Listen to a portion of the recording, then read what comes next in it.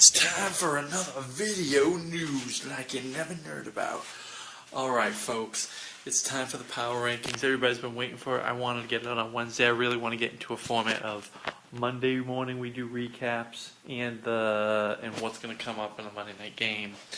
I want Wednesdays to be the power rankings. I want Fridays to be the matchup previews. Unfortunately, we have your power rankings today. Try to get the matchup previews in by Saturday. We'll see what we can do. Anyway, lots of big changes. Power rankings, like we said last week when we started them up, they're going to be they're going to fluctuate pretty much in the beginning, and then things should settle down as we keep going along. First power rankings, basically predictions based on draft. This power rankings, we're looking at the draft. And then, it's really heavily about now the results of the draft. Because at first, what do the teams look like? Now, who actually performed? Because most people just started whoever it was that were their top draft picks in each position. Next week, it'll get, this week too, following this will be interesting because then managers are going to start actually making decisions based on previous weeks. And really, once you get into week 3 and 4, these power rankings are going to be much more accurate. But anyway, we're looking in here. Big switch up. Lots of switch ups. First of all, one thing that didn't change at all, that's what she said, remaining in the gutter. Worst team in the league, clearly, I think, still at this point. I think some of the things I had said before, some of the draft picks have been verified to not really have been good, like the Blount pick and some other ones. But anyway, moving along. City Loves My Pork was in the 9th spot last time. City Loves My Pork has moved up a little bit. And conversely, Chips, who was in the number 3 spot, drops all the way to number 9. Oh, but he's 1-0 and he's ranked 4th in the league. Not quite true. He got the 2nd lowest points in the league. And I don't think it's an aberration. I think that there are some scary things. There are some players on his team.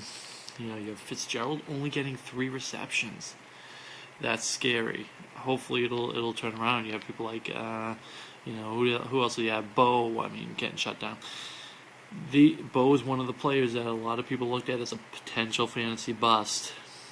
1 week you can't make all these decisions, but there are enough marks there that this may not be an aberration. It may be trouble, and please don't let the Chips have another troublesome season. He's gone through enough. Oh, mighty fantasy gods, what has he done to you? Next one, Surge dropping from 1 to 8. What? Yeah, sorry. I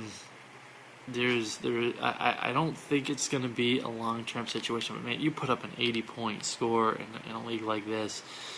There really wasn't a lot off the bench that could have helped you either. A lot of things just did not pan out. Pittsburgh defense, obviously. Tight end. Without Manning now, what is Dallas Clark's value? So lots of questions there. Oh crap, time's going way too fast. Let me try to hurry up through the next few. City Loves My Pork, PPM, Rua, and Fatties. They take the 7-6-5-4. Main reason is City Loves My Pork and PPM look to be decent teams, but had some issues on the bench too. City Loves My Pork, starting Roethlisberger over Eli Manning. Against the Baltimore D. I know at this point there aren't a lot of movement, a lot of game time decisions, but that's one I think that should have been avoided. Also, the Fatties, we have them in 4th place. Again, they made much worse moves than that. You have their starting 3 receivers all doing worse than the receivers on their bench. So the Fatties could be a top scorer if they actually put the right people in there, but management is a crucial part of fantasy football. You have to get the right guys in the right spots. The anti-awesomeness team drops 1 spot from 2 to 3.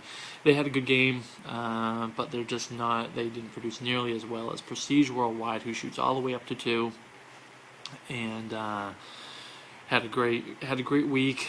Again, now Prestige Worldwide is the opposite of the Fatties. They started all the right people. They didn't have a lot on the bench. I think they scored their optimal, pretty sure. So, starting the right people, making the right decisions, that is a big key in being one of the top. So that's why they're number 2. Shazam didn't start the right people. Well, he started a lot of the right people, but not all of them. The fact that he scored as many points as he did, and he had several upgrades he could have had from his bench, just speaks to how strong that team is. And we thought they were the strongest team coming out of the draft. The original power rankings were really long-term proposals. We don't really see them being great down the long term of things. But as of right now, there's no question Shazam is the top team, the team to be, and the team with the most firepower. They're the Michael Vick team right now. So that's the team to watch out for. And we'll shoot you back with the rivalry week coming up on the next video news. Time to eat your face.